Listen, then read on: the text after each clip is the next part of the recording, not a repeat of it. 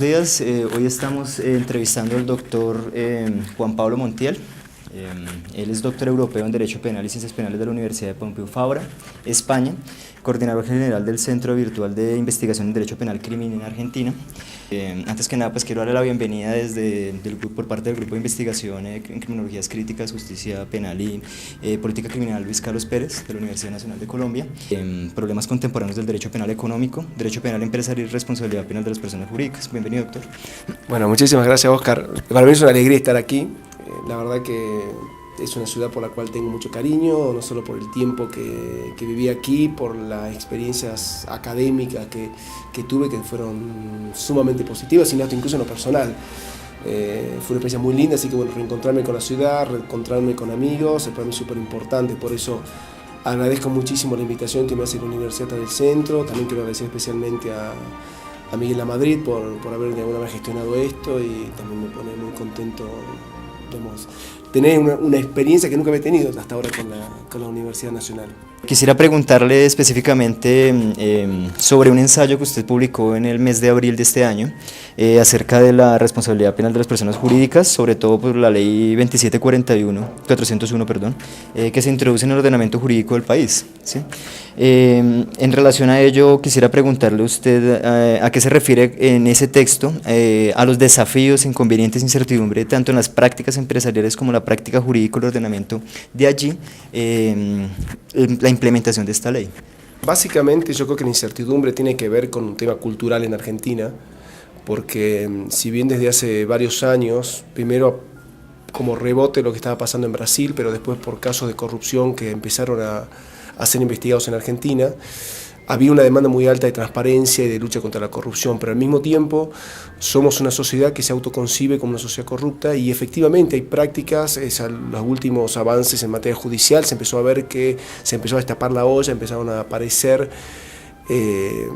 a salir a la luz una serie de casos en los cuales el empresariado estaba muy fuertemente vinculado al poder político y había todo un sistema muy aceitado de sobornos y demás. Entonces, las dudas que hay en la implementación de esta ley tienen que ver justamente de cuánto realmente se va a cumplir con lo que establece la ley, y básicamente si se van a sancionar a personas jurídicas y si en el fondo esta ley acaba de alguna manera desincentivando la corrupción, porque con la matriz de corrupción tan enquistada que hay, es natural que aparezca un gran escepticismo en relación a si esta ley se va a aplicar, sobre todo porque también hay prácticas empresariales corruptas, hay un gran desprestigio y una alta corrupción en la justicia también. Entonces todo el mundo, hay más preguntas que certeza respecto a la suerte que vaya a tener esta ley. Bueno, yo quisiera preguntarle acerca de otro autor, sobre el contexto de esta ley, teniendo en cuenta la posición de un autor como Lothar Kuhlen, sobre la trivialización del derecho penal sobre la corrupción. Quisiera preguntarle si cree que con la extensión de la responsabilidad de personas jurídicas no estaríamos ante una apertura a la flexibilidad de interpretación del principio de determinación en materia penal, en tanto, si bien se tipifican las conductas concretas, estas dependerán de factores como la idoneidad de los compliance programs. En este artículo que mencionas de Lothar Kuhlen, el primer punto tiene que ver con esta trivialización del derecho penal, que de alguna manera lo que ha llevado es a lo que en terminología clásica se habla más de una expansión del derecho penal, pero sobre todo de un derecho penal simbólico. Pero específicamente en lo que se refiere al mandato de taxatividad o el mandato de determinación, yo creo que, yo no sé si hay una flexibilización, pero sí hay una reformulación, o nos obliga a repensar el mandato de determinación. No sé si tanto la responsabilidad penal de la persona jurídica, como sí la introducción de los programas de cumplimiento o los programas de compliance.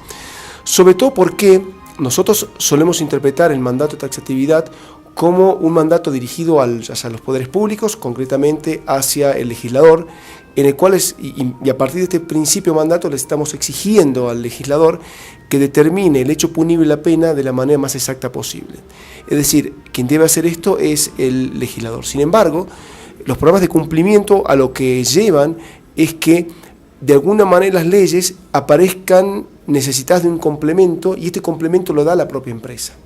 Entonces, claro, desde este punto de vista, para muchos, incluso el propio Kuhlen en otro trabajo lo plantea así, como que las dudas plantea las dudas que hay en relación al mandato de determinación, porque dicen, bueno, tradicionalmente el mandato de determinación lo estamos pensando de cara al legislador, pero no estamos pensando que también los programas de cumplimiento son normas, o sea, hacen referencia a las normas que la propia empresa se dicta y que eso de alguna manera incide en la prevención de la criminalidad.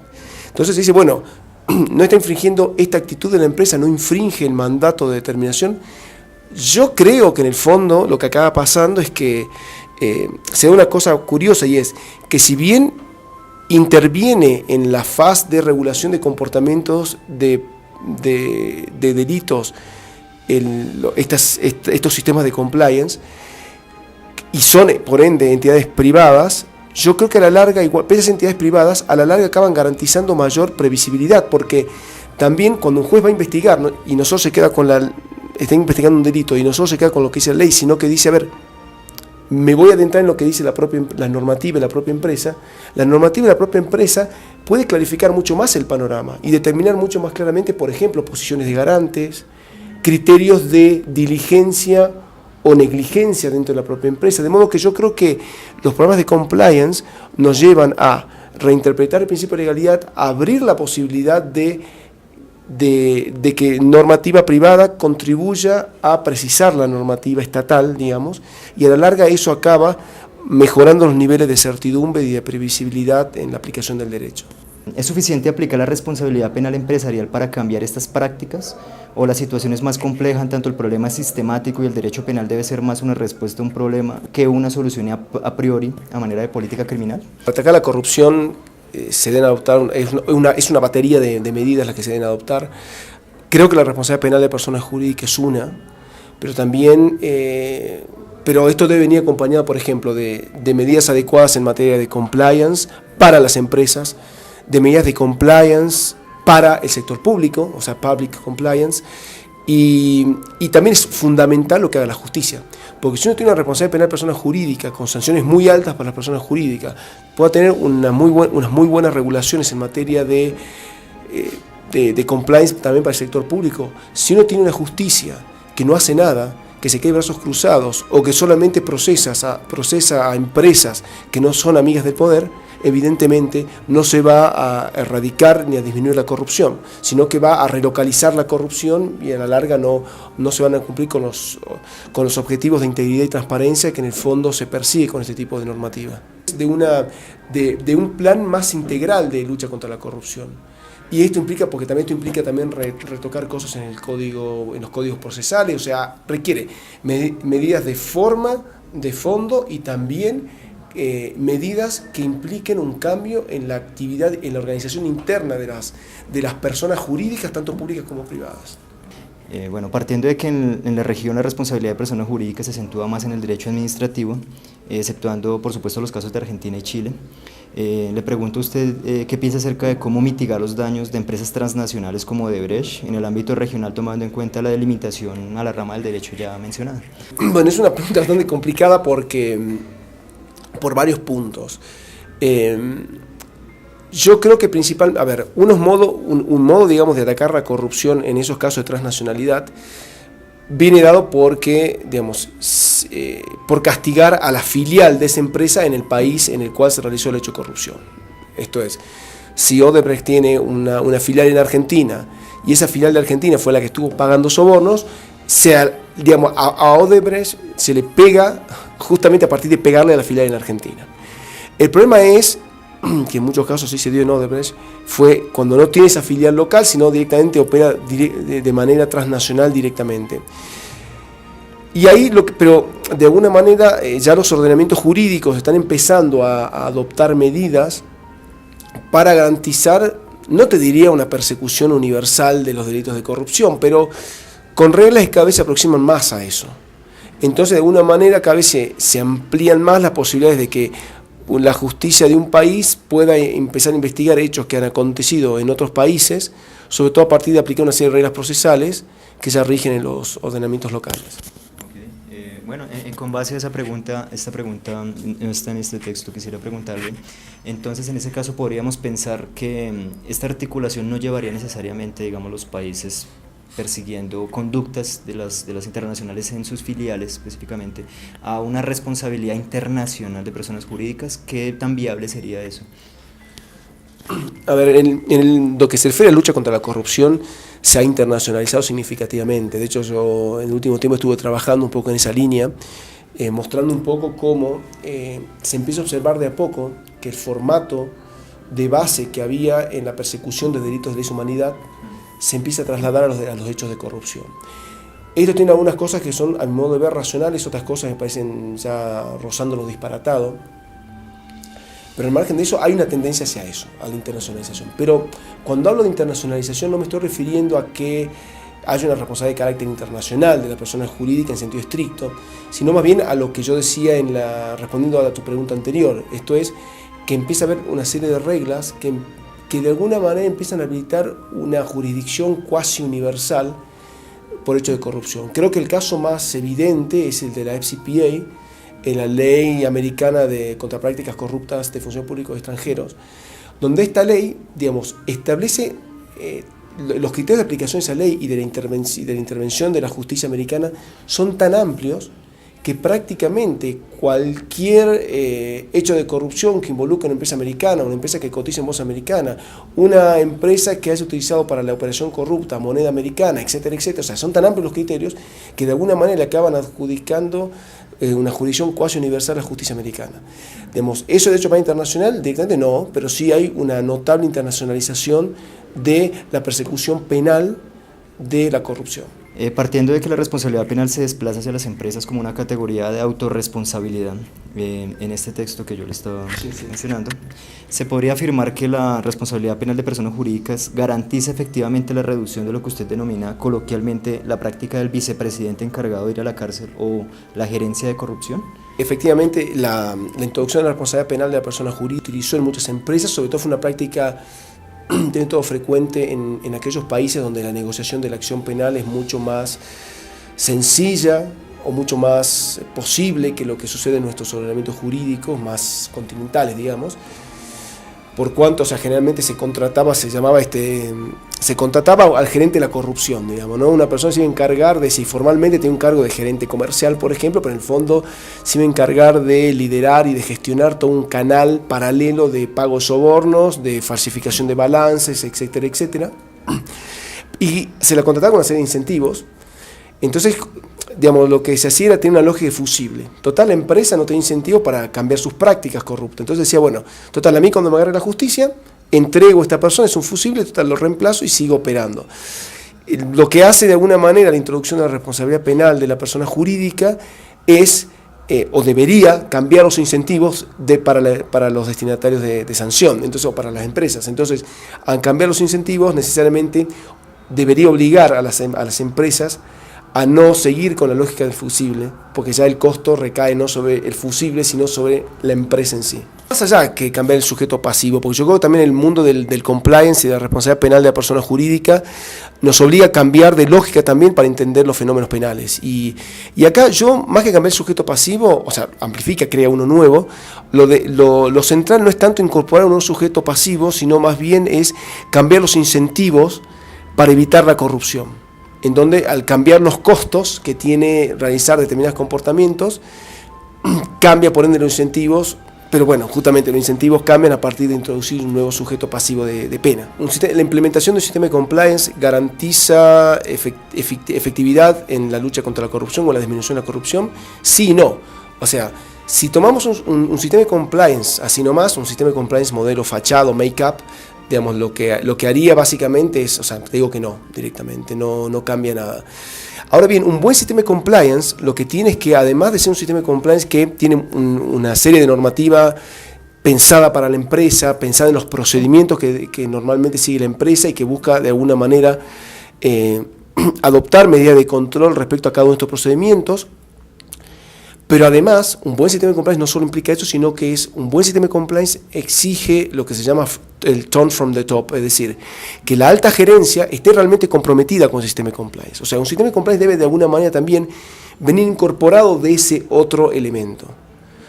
Entonces, si uno tiene un sistema de compliance que además está integrado al sistema de compliance por ese tono ético de la alta gerencia y ese compromiso de la alta gerencia con prácticas transparentes o prácticas íntegras, si el sistema de compliance lo entendemos así, como normativa más este tono ético fuerte de la alta gerencia, yo creo que ahí sí podemos afirmar que un sistema de compliance así configurado permite claramente una lucha eficiente contra la corrupción. Si bien los programas de cumplimiento deben tener un carácter idóneo para ser aceptados como programas que pueden contribuir a la exoneración de responsabilidad de una persona jurídica, yo le pregunto, doctor, ¿cómo se determinan esos criterios y qué entidades se encargarían de ello? Ahí, escuchándote, me di cuenta que me había omitido responder la última parte de tu pregunta anterior y bueno, ahora la junto, ¿no? A ver, efectivamente, yo creo que es la importancia. El solo hecho de introducir un sistema de compliance no debe por qué exonerar o tener un efecto benéfico para las empresas, porque muchas veces justamente un sistema de compliance puede ser implementado para distraer al órgano de persecución penal y tirar una bomba de humo para distraer y nada más. Entonces, un buen sistema de compliance adecuado, sí debería tener la capacidad de exonerar la responsabilidad penal, o en el mejor de los casos, o en el peor de los casos, exonerarla, pero tendría que tener un efecto favorable para la empresa. Ahora bien, ¿cómo determinamos eso? Uno debe, yo soy de la idea, de hecho así, digamos, en la línea más práctica de consultoría trabajamos desde ese lugar, uno debe entender siempre el sistema de compliance como una prueba desincriminante para la empresa. Y mientras más sólida es esa prueba, va a permitir que haya más chances de no tener problemas legales después. Bueno, el punto es que muchas veces, ¿cómo uno determina cuando es idónea, cuando tenés una prueba suficiente o adecuada para desincriminarte? Principalmente tiene que ver con cómo está configurado el sistema de compliance. Es decir, por ejemplo, si tenés buenas reglas para prevenir ilícito en el ámbito de los concursos o licitaciones públicas, si tenés un buen sistema de investigaciones internas, si tenés un compliance officer que realice muy bien su trabajo, etcétera, etcétera. Si tenés un buen monitoreo de riesgos, etcétera, etcétera. Ahora bien, determinar cuándo es adecuado el sistema de compliance no es algo que se pueda, a mi modo de ver, no es algo que se pueda determinar a priori. Es algo que para saber si el sistema de compliance es bueno hay que estar al caso concreto, hay que estar a la empresa concreta y hay que estar a la práctica concreta. Entonces, esto siempre es a posteriori cómo se determina. Por eso en muchos ordenamientos jurídicos lo que se hace es cuando establecer que solamente exoneran de responsabilidad penal aquellos programas de cumplimiento idóneos o adecuados. Bien, ¿cuáles son los criterios? Bueno, esto lo dejamos librado a lo que diga la justicia en el caso concreto. Si bien eso da cierto margen de discrecionalidad, creo yo que es más adecuado que aquel otro sistema, que es el que sigue equivocadamente Argentina, de establecer un sistema tasado. Es decir, te dicen, solamente van a ser adecuados cuando los programas de integridad tengan estos elementos. Y el problema en Argentina, por ejemplo, es doble. Es no solo que tasa los elementos, y al tasar los elementos, prescinde de las particularidades de la empresa, sino que además los elementos que exige para considerarlo adecuado son elementos que no contribuyen prácticamente en nada a garantizar prácticas más transparentes o a dificultar la corrupción. Entonces, ¿qué acaba pasando? Que empresas, teniendo muy poco de compliance, se van a ver exoneradas pese a tener por detrás todo un andamiaje de corrupción superaceitado que sigue funcionando. Que la ley argentina, justamente al adoptar un sistema tasado y al tasar sí o sí tres requisitos, que son tres requisitos muy bajos, la ley se conforma con mínimos muy, muy bajos, eso a la larga no favorece prácticas más transparentes en la empresa. Volviendo otra vez al campo del derecho penal, quisiera preguntarle, partiendo de los tipos penales previstos para los delitos cometidos por las personas jurídicas, ¿cree usted que son insuficientes taxativamente o hay que ampliarlos? Sí, yo creo que sí. A ver, lo que pasa es que en Argentina está, para entender si se quiere un poco esta ley hay que poner en contexto, digamos, porque en Argentina esta ley surge a partir de dar cumplimiento a las obligaciones que tenía con la OCDE, y había obviamente un interés de Argentina a nivel internacional de reposicionarse, pero hay una intención en Argentina de ampliar estos delitos, y siguiendo un poco lo que sucede, por ejemplo, en España, y de hecho hay un proceso de reforma en marcha, hay un anteproyecto que lo amplía. Yo creo que es necesario ampliarlo. Yo creo que está bien que se haya, en Argentina la teníamos ya para hechos para lavados de activos, se amplifica ahora para los delitos de corrupción. Yo creo que es importante, primero, en el caso argentino, por ejemplo, crear el delito de corrupción entre particulares y también que se amplíe la responsabilidad penal de personas jurídicas, corrupción entre particulares o corrupción privada, a temas de delitos medioambientales, a no sé, a una serie de... yo creo que es importante ampliar ese catálogo de delitos. Tema de narcotráfico también, etcétera, etcétera. O sea, yo creo que es importante ampliar ese catálogo, que hay que hacer un catálogo lo más serio posible, que no meter cualquier cosa tirando la moneda o tirando un dado, tiene como se suele hacer lamentablemente, pero creo que hay que trabajar en un catálogo, no ir por la vía, creo que hay que ampliarse, la responsabilidad penal de personas jurídicas debería a mi modo de ver ampliarse, pero esa ampliación tiene que venir dada con un catálogo riguroso y serio, y no con un catálogo hecho al azar, o bien con algo abierto en donde cualquier delito puede dar lugar a responsabilidad penal de persona jurídica. Claro, porque igual también se presentaría de pronto para problemas coyunturales, ¿no? Solucionar problemas coyunturales y de ahí surjan tipos penales transitorios que no, me imagino que mitiguen el problema de fondo. Ahora yo quisiera preguntarle, partiendo de esta hora, pasándonos al derecho laboral, sí, que usted sugiere en ese texto al final, ¿cómo sería reforzar o de pronto reformar el sistema laboral allí? ¿Cómo sería esa lógica que usted menciona ahí? Lo que pasa, esto tiene principalmente que ver con, no ya con la responsabilidad penal de la persona jurídica, sino específicamente con el tema del compliance.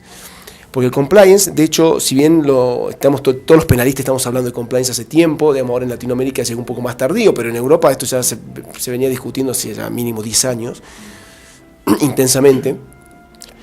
Y lo que se puso en evidencia con el tema del fenómeno del compliance como sistema justamente de mecanismos y de procedimientos destinados a impedir la comisión de delitos de la empresa, se observó que era un problema que no solo era penal. Es más, el compliance comienza siendo un fenómeno más del derecho mercantil, del derecho medioambiental, del derecho de defensa del consumidor en otros países, y para nosotros en el mundo continental empieza a tener mucha más fuerza en el ámbito de la corrupción, en el ámbito del derecho penal específicamente. Entonces, el compliance es un fenómeno que abarca, tiene aristas, es interdisciplinario necesariamente. No solo que abarca temas de derecho, de administración de empresas y demás, y también dentro del derecho es multidisciplinario en cuanto a que necesitas tener en cuenta no solo consideraciones penales, sino también laborales, mercantiles, etcétera, para tener un buen sistema de compliance. Esta interdisciplinaridad lo que te lleva es que muchas veces la idoneidad de los mecanismos de prevención de delitos dependa también de reformas a nivel laboral. Por ejemplo, ¿en qué estaba pensando yo cuando escribía eso? Básicamente las investigaciones internas. Cuando uno realiza investigaciones internas, es decir, la propia empresa investiga qué fue lo que sucedió ante una sospecha de corrupción, por ejemplo, hace una investigación, trae investigadores externos, por ejemplo, y se toma de testimonios a las personas involucradas, comunicaciones telefónicas y demás, para determinar qué es lo que ha sucedido. Una vez que se termina eso, y supongamos, imaginemos que hay personas que colaboraron ahí, ya sea brindando información, ya sea declarando su culpabilidad, etcétera, etcétera, pero hay que tomar medidas. Y muchas veces es necesario adoptar un marco sancionatorio para esas personas, sancionatorio de carácter laboral. Que esto no solo necesariamente es un despido, sino muchas veces en otros países hay una parte disciplinaria del derecho penal mucho más amplia, distinta al menos de como la tenemos nosotros en nuestros países, donde, por ejemplo, puede haber sanciones pecuniarias, etcétera, etcétera, que sean previas y que no sea necesariamente la rescisión de un contrato laboral. Entonces yo en lo que estoy pensando cuando hablo de la necesidad de reformar ciertos aspectos del derecho laboral es justamente que tiene que haber una reforma del derecho laboral que acompañe también o que viabilice los procedimientos de prevención de la corrupción que ya están en marcha o que quiere implementar la propia ley. Creo que esto es fundamental y por eso la lucha, cuando hablaba cuando te respondí hace un rato en relación a otras preguntas, sobre la necesidad de pensar en una batería de medidas para luchar contra la corrupción. Parte de esas medidas no solo son medidas penales de diferente índole, sino también medidas que afectan a otras áreas del derecho, como el derecho laboral. Okay, una articulación sistemática del derecho. Y que claro, esto no tiene que ver necesariamente con una precarización del derecho laboral. O sea, muchas veces cuando uno piensa al menos no se piensa en Argentina, siempre que se habla de una reforma laboral siempre se piensa que detrás hay una precarización, y esto no tiene que ver con una precarización, tiene que ver básicamente con la idea de pensar en un sistema global de lucha contra la corrupción. Ok, no sería como de pronto aumentar en alguna medida medidas punitivas en el laboral, sino más bien es como complementarlas. Representa muchas veces la introducción de medidas punitivas al derecho laboral. Esto puede dar lugar a problemas porque, claro, no se suele pensar el derecho laboral con un componente punitivo. Pero en muchos otros países esto se implementa así, y de alguna manera tampoco acaba vulnerando la posición del empleado. O sea, justamente creo que yo lo veo como un sistema de incentivos que justamente mejora los incentivos para que el empleado se comprometa mejor incluso con su trabajo. Y ojo, pero desde luego también estas medidas tienen que venir acompañadas también de protección, eso sí lo quiero dejar claro, de protección al empleado, sobre todo ante ciertos aprietes que haya del lado del empleador para que haga tal o cual declaración o para que lo declare. Ahora, sobre la implementación de la responsabilidad penal sobre persona jurídica que pasó aquí en Argentina, se podría afirmar que uno de los efectos de esta categoría jurídica es cambiar las dinámicas del mercado en cuanto a su organización y relación con el Estado, o en otros términos es hacer del Estado un interventor en la economía de la manera de un Estado fuerte. En muchos casos hay una intervención del Estado, pero no en el sentido que nosotros solemos hablar. O sea, una intervención no es que el Estado de repente le dice cómo tiene que prestar un determinado servicio, realizar una determinada actividad económica. Sí, lo que hace el compliance, no tanto la responsabilidad penal de personas jurídicas, sino el compliance, lo que se acaba haciendo es establecer pautas, o sea, cambiar la lógica en la relación con el sector privado respecto básicamente a la lucha contra la corrupción. Es como que se privatiza. Yo tiendo a entender la lógica del compliance, del criminal compliance, como una especie de privatización de la lucha contra la corrupción, en el sentido de que ahora también hace partícipe al sector privado para que le ayude a prevenir la corrupción, por ejemplo, o el lavado. Entonces lo que hace es trasladar buena parte de los deberes de investigación y demás al sector privado. Entonces, por ejemplo, en el ámbito del lavado de activos, el tema de los sujetos obligados, que los obliga a brindar información al Estado, cuando esa información que inicialmente caía, o sea, la obtención de esa información recaía inicialmente sobre el Estado, ahora es como que tercerizamos esto, le decimos a los privados que nos pasen información. ¿Qué sucede? Ahora sí puede haber yo no hablaré de una intervención, sino que de alguna manera hay una delegación de funciones que eran primigeniamente públicas. Entonces se le dice, por ejemplo, en materia de compliance, se establece muchas veces en materia de lavado de activos que las empresas se organicen de una determinada manera, que tengan un oficial de cumplimiento, que ese oficial de cumplimiento ocupe determinado plazo, determinado lugar en la empresa, que tenga determinadas funciones, que tenga ciertos comités de ética, por ejemplo. O sea, muchas veces el Estado establece pautas a la empresa acerca de cómo se tiene que regular en determinados aspectos. Básicamente, cómo se tiene que regular para prevenir ciertos delitos. Ahí sí diría que hay una cierta intromisión del Estado, vista de la lógica más de la delegación. Pero lo que sí, a mi modo de ver, no hay aquí es una intromisión del Estado en el sentido de decirle, mira, tenés que producir de determinada manera. Tu actividad comercial se tiene que orientar de esta manera. No es lo que busca el compliance. Si, en todo caso, si una regulación estatal con el pretexto del compliance hace esto, se estaría, a mi modo de ver, equivocando y no estaría haciendo lo que realmente se persigue cuando uno habla de compliance. Sería como más la manera de un Estado tratando de llevar las dinámicas del mercado arbitrariamente, sería, por pensarlo de esa manera. Sí, o sea, sería obviamente arbitrario y cercenaría claramente la libertad de organización empresarial, o sea, sería para mí claramente inconstitucional eso. Lo que sí creo que, digamos, lo que presupone el compliance es de alguna manera hacer más eficiente la lucha contra la corrupción, y se observa que los costos son mucho más bajos y los costos no solo económicos, de recursos humanos también son más bajos cuando uno terceriza eso, cuando uno delega. O sea, es más eficiente el Estado investigando hechos de corrupción cuando uno delega esas funciones, parte de esas funciones en los privados, que cuando monopoliza todo el Estado. Yo lo veo desde ese lugar. Okay. Bueno, doctor, tener esta preguntita, que es la pregunta final, ¿se podría decir entonces que el eje central de la responsabilidad penal de las personas jurídicas sería el déficit de organización de una empresa, o en otras palabras, la omisión de criterios para prevenir conductas de corrupción? Yo diría más bien depende del legislador.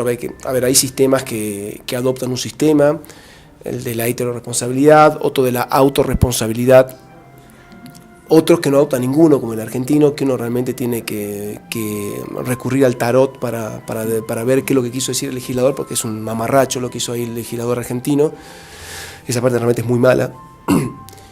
Pero personalmente, como teórico, digamos, poniéndome en lugar de teórico, yo también no tengo, digamos, un tema que recurrente y que le vengo dando vuelta hace tiempo, no tengo del todo clara qué posición tengo al respecto. Siempre me vi mucho más inclinado a la lógica de un sistema de autorresponsabilidad a partir de la lógica del déficit de organización.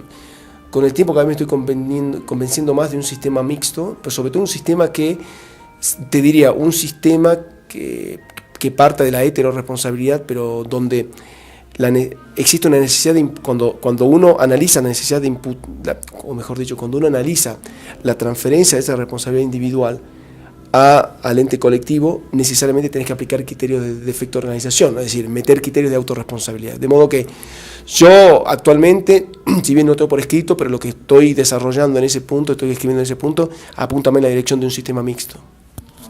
¿Ha cambiado las pautas de digamos, este ensayo en alguna medida por reconocer que solamente mirándolo desde la autorresponsabilidad no sería suficiente, sería mixto entonces?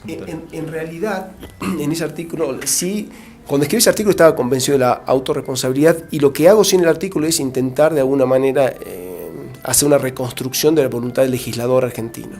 Y digo que, bueno, creo que dentro de la combinación de elementos que aparece, uno podría llegar a decir que hay una inclinación mayor hacia la autorresponsabilidad. Pero digamos, en ese sentido, si aprovecho esto, te damos una manera también esta oportunidad para distinguir. O sea, una cosa es lo que podemos decir que ha pretendido ser el legislador y cuál es la opinión personal de cómo debería edificarse una responsabilidad penal de la persona jurídica. Y respecto a este último punto, yo creo que estoy cada vez más inclinado a un sistema mixto de base de heteroresponsabilidad, pero que la introducción del defecto organizativo permita mejorar justamente el sistema de la heteroresponsabilidad. Bueno, listo. Bueno, doctor, muchísimas gracias por esta de parte del grupo. Entonces quisiéramos despedirnos dándole la bienvenida de nuevo a este congreso, y pues estamos dispuestos de nuevo otra vez a recibirlo cuantas veces lo necesite. Bueno, muchísimas gracias, Oscar. Para mí fue un placer, la verdad que me entretuve bastante con la entrevista, así que te agradezco también tu tiempo para esto. Gracias.